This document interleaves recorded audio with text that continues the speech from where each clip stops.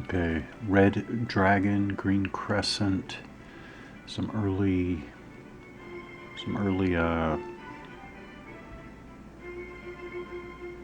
they're not even observations, but just some early remarks. There we go, from Modern War magazine.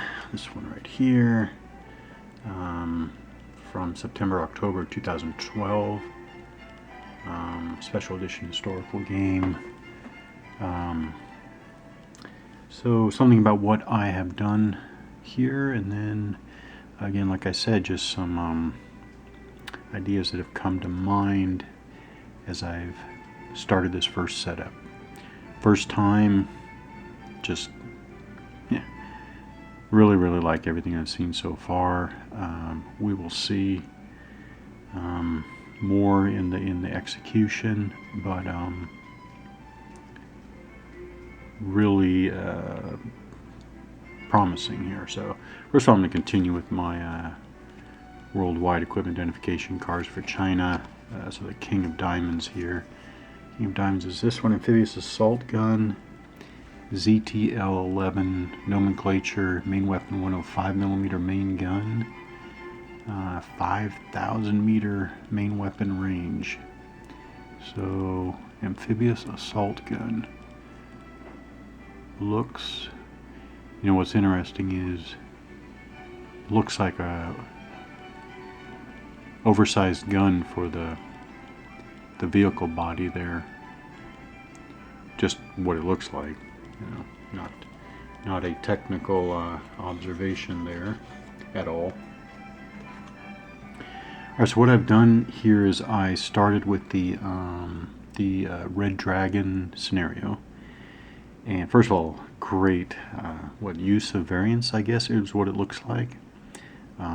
So that'll be fun to explore later. But I just started with the normal, or what I believe to be the normal Red Dragon setup, because of course I am overwhelmingly interested in straight US against China, between the Yellow Sea and all the way down to, I guess, Singapore. That's what I'm most interested in, so I just went straight to the Red Dragon scenario. Then what I did is I started setting up, and basically I just stopped when I got to what I wanted to consider. So in other words, I've got the Chinese set up, got the US set up here, and I've got the Japanese set up. Got some Australian units, and I think that's it. So that's what I mean when I just stopped when I got to this point. There would be more set up. I don't know how much more, but there would be some other nationalities set up. But this is what I want to start with right here. So playing kind of well, again, I guess what I'm, also definitely playing, I thought when I started, okay, definitely play with the 2021, I don't know what you want to call that, the 2021, well, I guess that's also a variant, I guess. But what they have is they have something called current. Let me see if this one, nope, that's not, well, actually, here's an example. So you have this Chinese, or PRC SSN. Flip it to the back, there's nothing on the back, no year reference. That means that this unit is available for both the current 2016 and 2021 again, I guess, variants. So I thought, oh yeah, I'm definitely starting with 2021. Maybe I shouldn't have started with 2021, but I did. So let me show you example.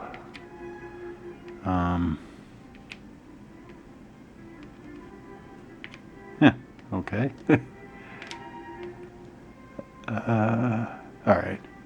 So here's a CVX, US CVX.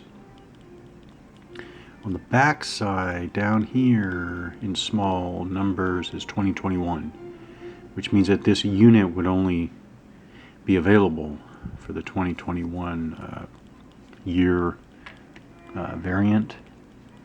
And then sometimes you get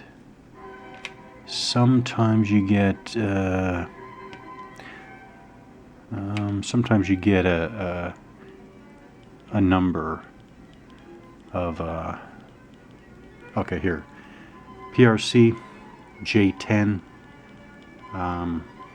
aircraft unit.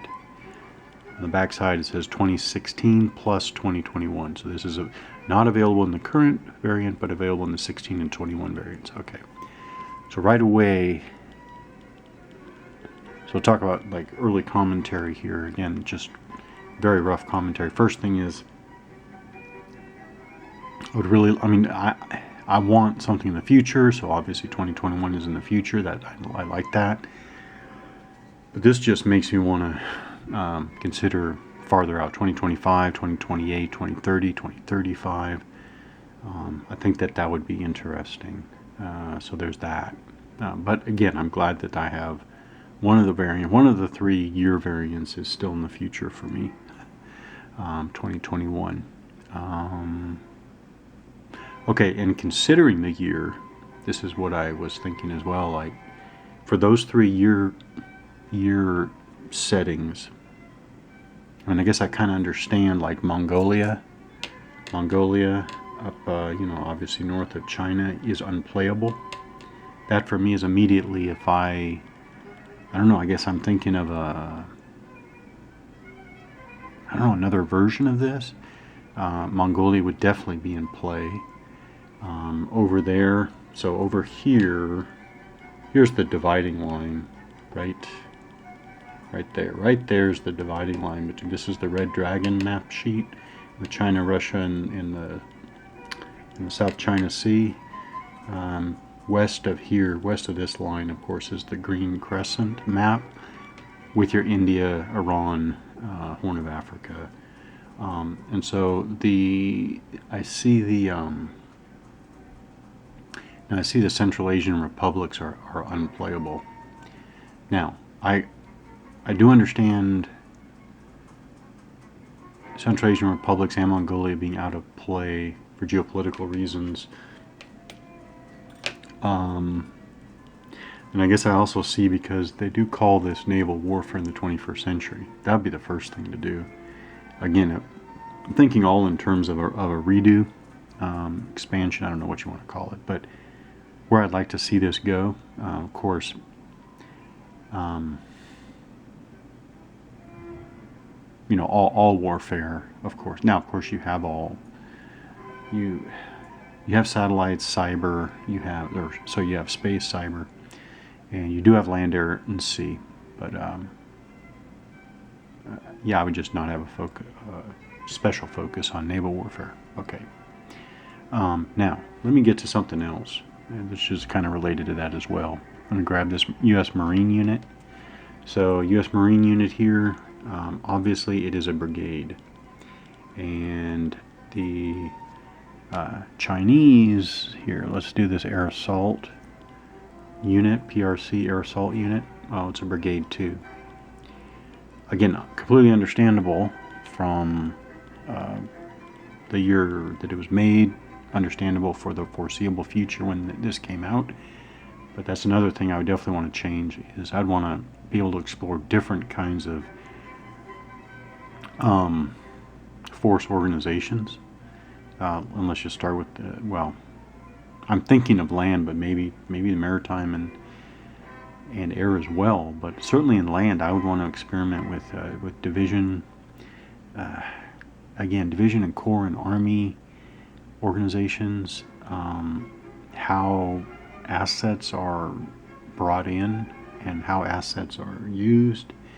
Definitely want to explore that. In other words, I want to be able to play a U.S. brigade-centric land force and then play with a U.S., let's say, corps-centric land organization. I think that would be interesting. I think that'd be very interesting. But that, of course, model for that, so that you can actually compare outcomes.